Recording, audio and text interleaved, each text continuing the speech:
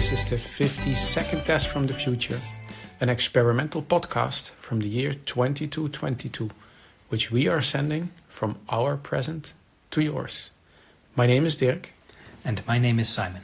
And we're putting the past in podcast.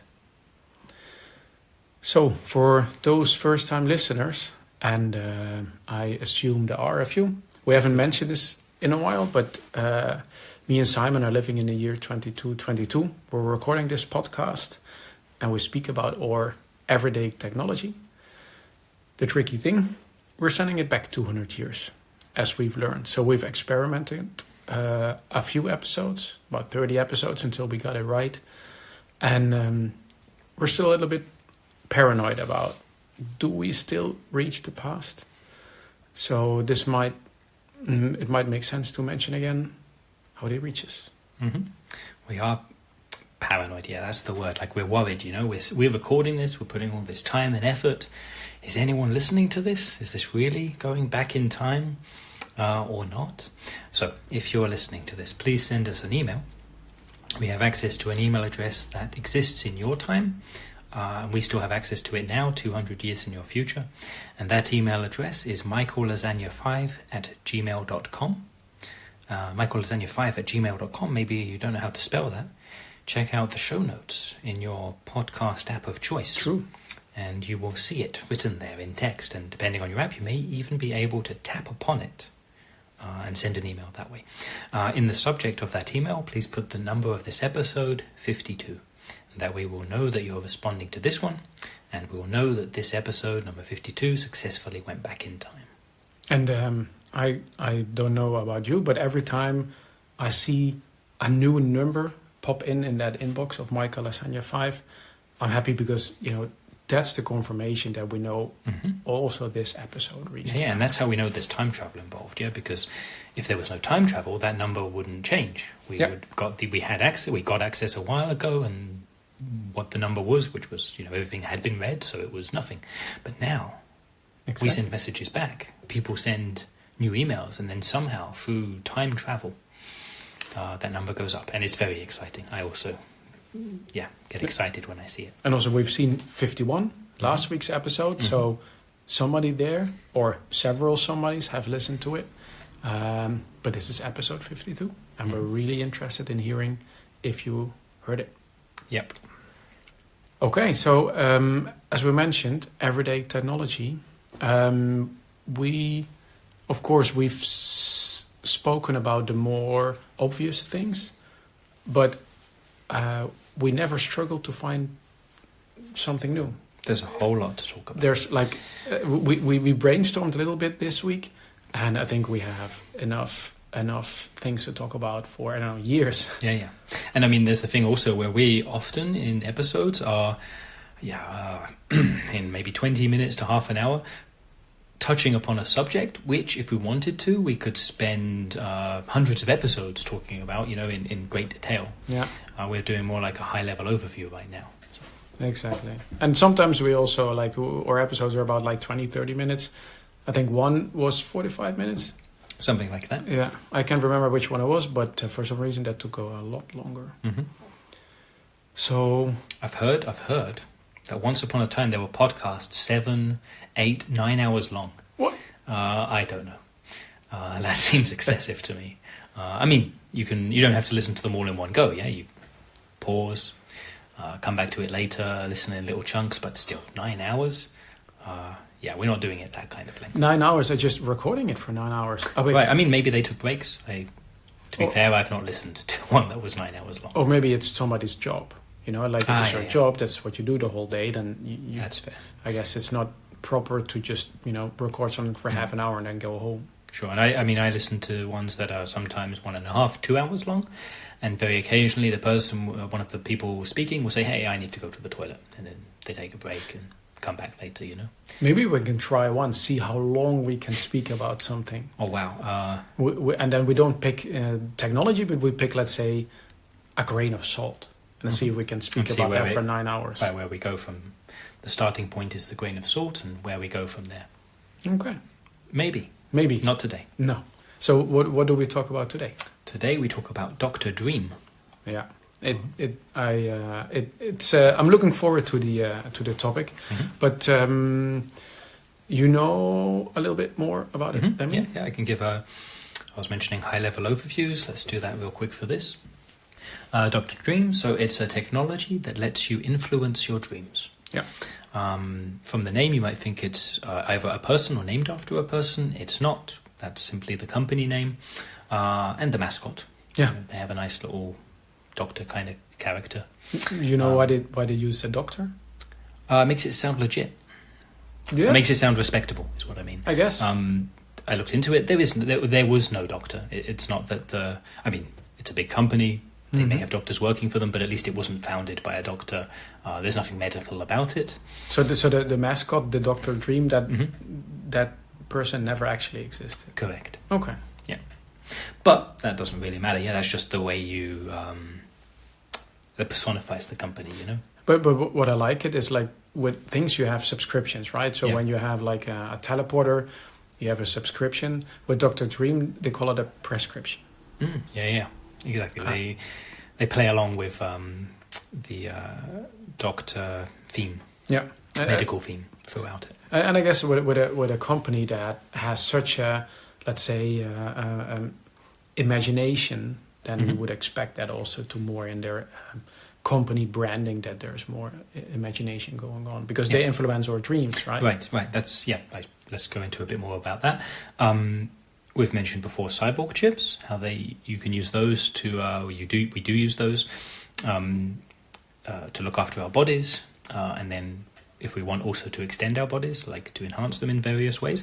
Dr. Dream, it's uses actually the cyborg chip, but to modify or to influence our dreams.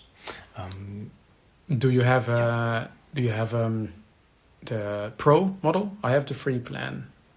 I have the Pro, yeah. I'm very much into the dreams. Sure, as with many services, there are different levels of plans. If you talk about the free one, then I'll talk about the Pro one. So I usually have, whenever there is a free plan, I have the free plan. And essentially it's the same service. So it's basically it lets me define what kind of dreams I want to have, but it also lets you like randomize, get a random dream. I guess you can get like playlists of a subject or from creators that you like. And they also have like recommendations and so on. And of course the Pro plan has a bunch more. Like for example, I don't have the option to select nightmares, which I have no interest in. Sure. And other things, but I don't know exactly what's sold in the Pro plan. I know. The main thing for me, the reason I have the Pro plan, is to be able to, for me to be aware within the dream. It's not so. I obviously set up a bunch of parameters before I go to sleep, but then also when I'm dreaming, I'm aware. You know, I'm awake, not awake. I influence the dream from within it, not just beforehand, and I enjoy that very much. Yeah, and that's something exclusive to the Pro. Yeah, exactly. Because honestly, it's. With the free plan, it's like with dreams, you don't really remember them a whole lot. You know, you're asleep for like 8 hours, and you just remember maybe like the last 30 seconds of your night. If you were in a dream just then that's the bit that you remember. But you still you have a subconscious feeling, like your health or so. And the Pro plan also offers, it's there as a feature, that you can record your dreams and then review them later. And not just review like watching a video, but re-experience them. You know, like you sit back maybe or relax into your pod, and then you can re-experience the dream. I don't do that actually, and maybe this will surprise you. So, I've used it obviously when I first got it, I tried it out, but the way I actually prefer to dream, I want to be active in the dream, and I set up various adventures or parameters or whatever beforehand, but I choose not to remember them. Because what I like is when I wake up from the way I feel. Yeah, that's what I enjoy. That's the main focus for me. But I don't really... So because at the start it was exciting to me to remember the dreams, to remember all the adventures or whatever happened. But of course they're not real. They're not actual things that happen. And I found myself dwelling on them a bit too much. You know, especially there were characters, there were people, you know, who weren't real, There were people who I who were in my dreams, who I had very strong relationships with, but they weren't real people, and me spending so much time thinking about them was kind of a bit of a waste of time. So I choose, for the most part, not to remember them, but to, in the moment, be able to influence them. You know, all this time I thought, the pro version was mostly ad-free. I thought that was... Of course, it is that too. I also appreciate not having products placed at me. Because for me it was always, okay, it's exactly like the free plan, just without ads. Yeah. But all the things you mentioned... they're not in the... exactly, like that. They sound actually nice. It's a different kind of... In principle, it's the same thing. You're dreaming, yeah? Yeah. But it's a whole different kind of thing going on. I guess with the free plan, you can't choose to forget, to not... As you say, you mostly just remember the last little bit anyway, but you don't have the option to say, actually, I don't want to remember this at all. No. I mean, it's basically you select your, a specific scenario, and there are thousands and thousands of scenarios. There are genres, flying dreams, teeth falling out dreams, school you went to for 1 year but seems like forever dreams. And what I always use is a color. Yeah. So you more abstract. Yeah, exactly. It's like I want a white dream or a blue dream or things like that. And then essentially I will go with white or black. Funny. Yeah. So it's and that's sorry. Go on. It's when I had a colorful dream, I don't feel rested the next day. I mean, I've tested, orange, pink, whatever, and it doesn't mean that I don't feel, happy or so. It definitely influences your mood, right? But you don't feel rested if your dream had color. I see. At least that's my experience. Yeah, for you. And so when it's monochrome, like either black or white or grey, then you feel more rested the next day. Yeah, or at least I'm because I don't really remember much of it. I'm not sure if there's actual complete absence of color in it, or it's more like the general mood. Yeah. This is a thing I read about or learned about recently, where different people. So this is one way of putting it. Picture things differently, separately from dreams. Yeah, just in general, picture things differently in their mind. So, for example, myself, if I imagine, I close my eyes and I say, okay, I'm going to imagine an orange, the fruit. In my mind, everything is black.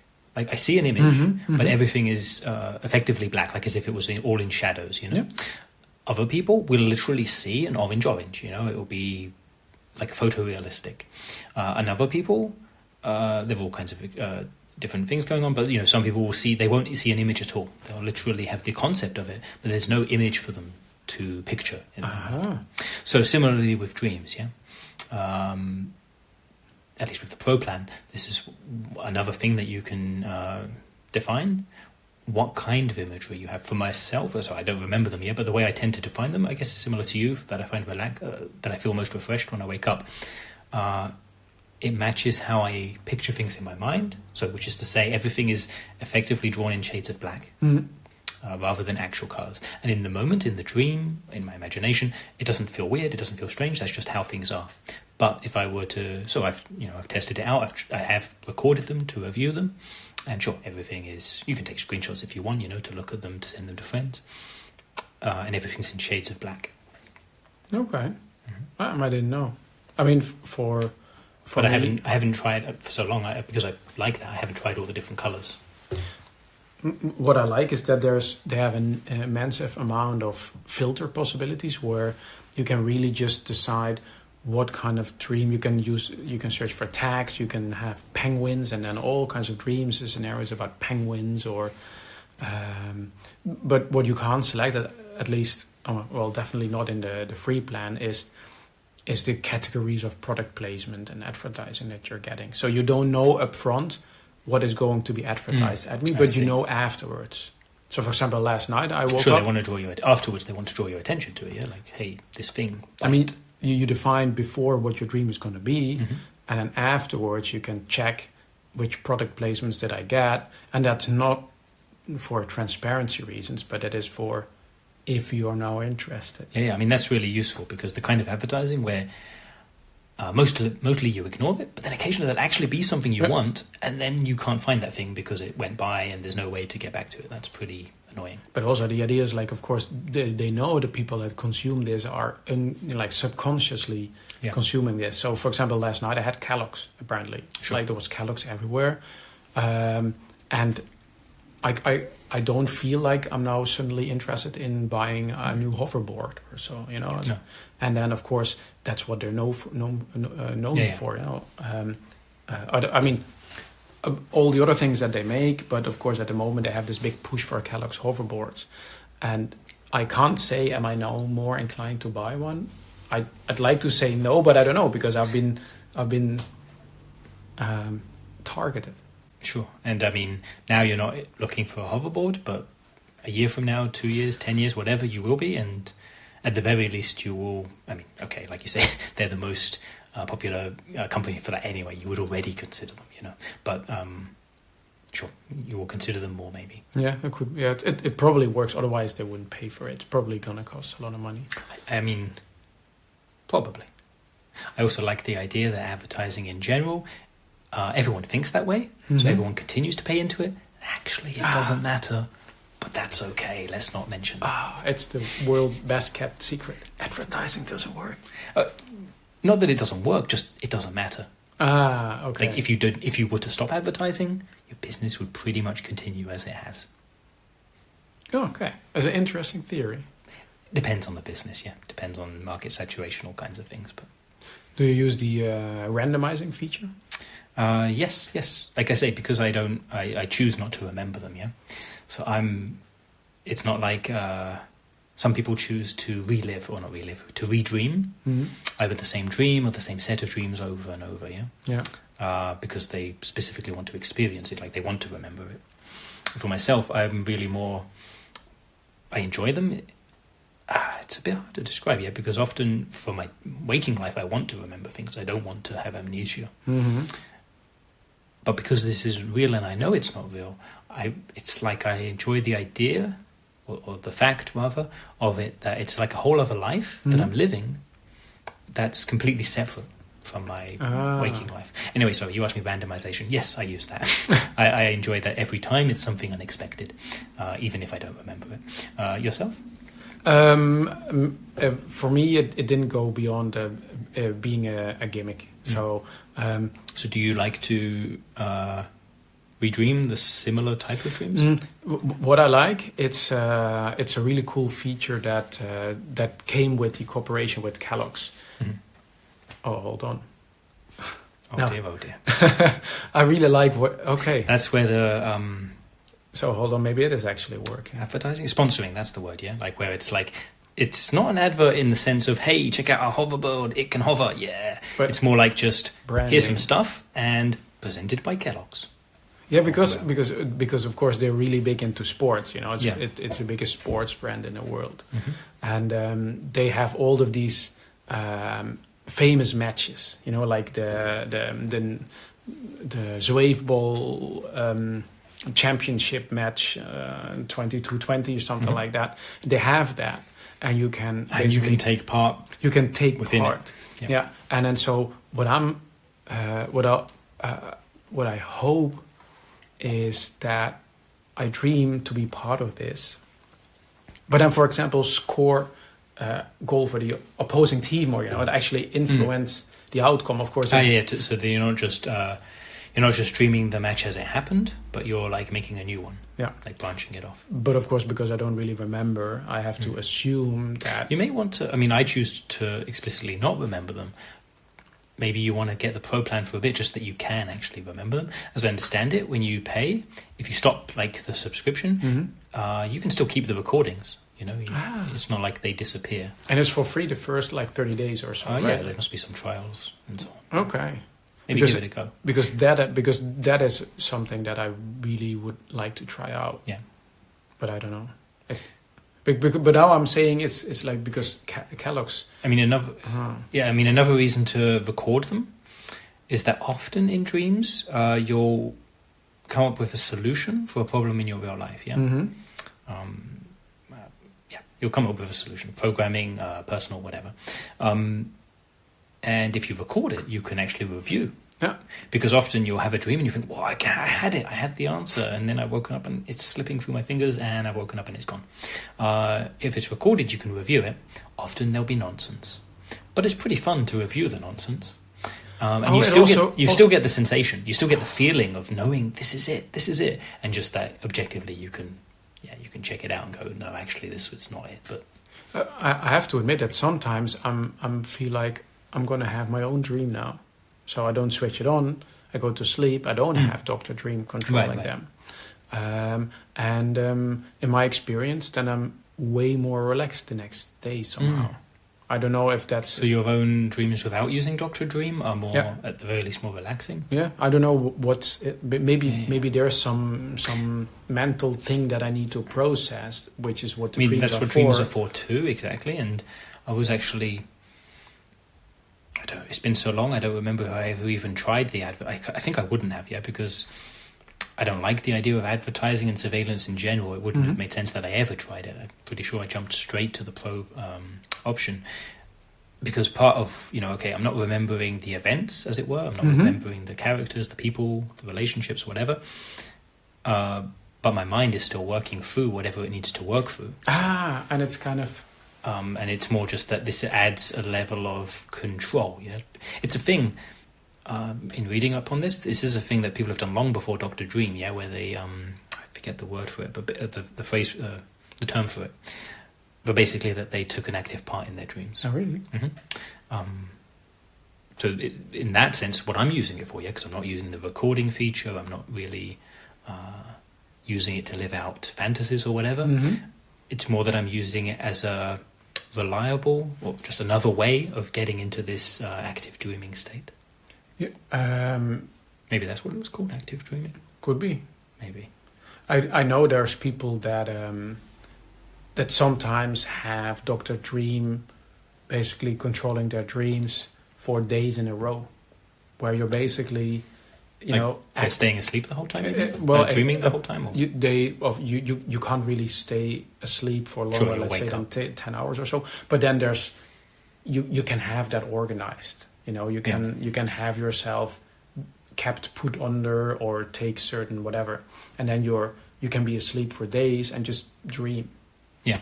And that's apparently nice. At the same time, also a little bit scary, because at one point you're going to kind of lose touch of, am I awake or am I sleeping? Sure.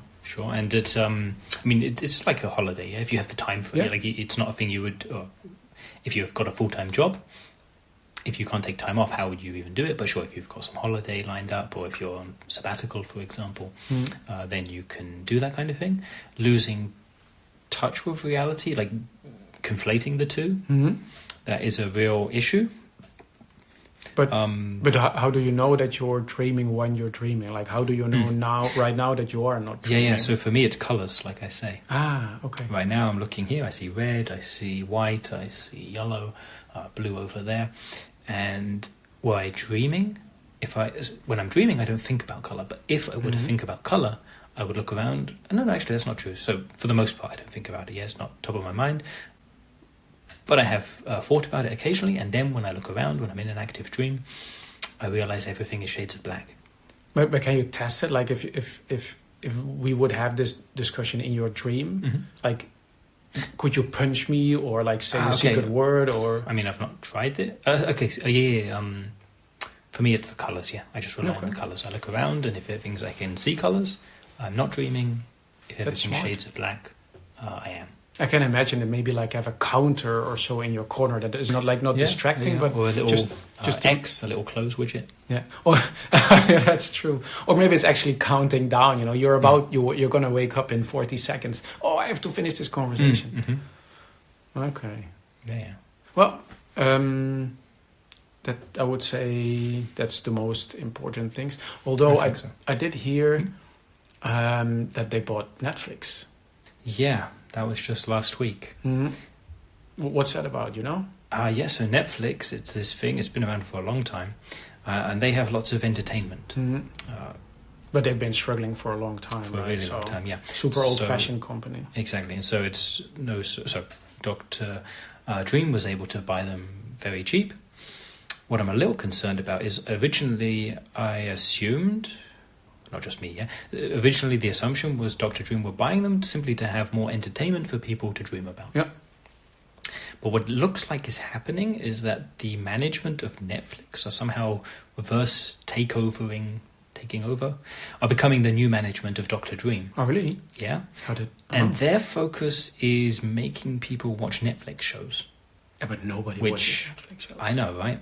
And like I was saying, how I use Dr. Dream, I'm not using it for entertainment in that way. So I hope it doesn't go this way. I'm worried that maybe they'll shift the focus of Dr. Dream to effectively just being, watch our shows in your sleep, which wouldn't really work for how I use it. But that would be super surprising because Netflix is super old fashioned. Yeah, they haven't gone with the times. They haven't modernized. They're super bureaucratic. They've been making a loss for I don't know how many years. Right, and Dr. Dream has been really successful. Have been going from strength to strength, introducing new features like I was describing with the Pro plan. Hopefully, it will go okay. Okay, we'll find out. Maybe we move over to emails. Sounds good. It's just one though. I know I sorted out all the ones asking us about. You got rid of the sports matches, lottery tickets, and so on. So we really appreciate it if you guys email us with the episode number and the subject, and then don't ask. Well, you can ask whatever you like. Yeah, feel free. And of course, we appreciate the emails with the subject, with the episode number and the subject, especially for our scientific endeavor. And we will respond to the ones which are entertaining. Yeah, and not people asking for help 200 years ago, because we can't really do much with that. But asking stuff about our present that we can tell you about. Yeah, exactly. And it's specifically, a lot of people ask us about their imminent future. Who's going to win the World Cup final or this or that, or who's going to win this sports match? A lot of things that just wait a few more weeks and you'll find out. Why do you want to know now? Why do you want it spoiled? Yeah, exactly. So so we can look this up. I think we did it once, but we're gonna not do that. But there was one email in a similar category. It wasn't about a sports match, but still about something that actually happened that I thought could still be interesting. I can summarize it because it was... Yeah, it was a longer one, yeah. Exactly, it was pretty long. So the listener is called John van Sematus Vlotbrug. And he emailed us and he was a little worried because his cousin Lambert disappeared. Okay. I guess people disappear sometimes. Sure, but he realized he could ask us. Maybe we know what happened. Exactly. So it was something we've never considered, but we can of course look in history. Search the web. What was the surname there? He didn't mention, but I assume his cousin has the same surname. Yeah, Lambert van Sint-Batus Vlotbrug. Yeah, let me. So get that. Let's have a look what we find. Exactly. So we have recorded history. So if this was in the news, we will find out. Okay. So we find one person with this name living about 200 years ago. Okay. So born if we look at. There's no record of him disappearing. No.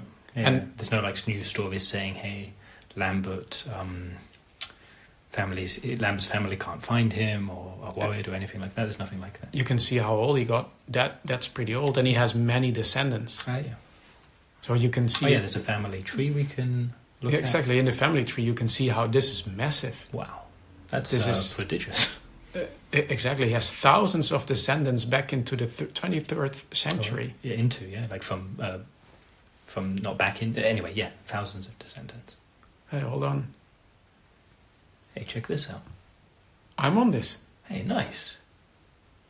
Yeah, that's. Hey, this is your family. Well, this is you're a part of this family. I don't recognize this last name, but so he is actually really hundreds of years ago some ancestor of mine. So I was going to say, don't worry about it. He's Definitely don't worry about it. Yeah, so you should definitely don't worry about it, because he has thousands of descendants in the 23rd century, me being one of them, so my sister also being one of them. So you don't have to worry. But now I am slightly worried. Because he went missing. Yeah, hey, but it's gonna work out okay. Like maybe he just I don't know, went on a surprise holiday or something. Didn't think to tell his. Yeah, okay. So it's like his disappearance was minor enough that it didn't make it. Right. He'll show up like in a day or two, and yeah, okay. But now I want. It's all good, John. It's all good. But now I want to know more. Sure. John. Yeah. Right. Of course. So, right. Exactly. Probably by the time you hear this, he's going to be back. But I'm curious. When you see him, ask him what happened. But now I'm curious. Right. And also, if he's not showing up. Right. If he never shows up, let us know. Yeah, that's exactly. That would be concerning. That would be concerning. Mm-hmm. But exactly. But for now, don't worry. Okay, that was an interesting email. Mm-hmm. But then we can wrap it up. Yeah, I reckon so. Okay, then thanks everybody for listening, and see you in 200 years. Bye-bye.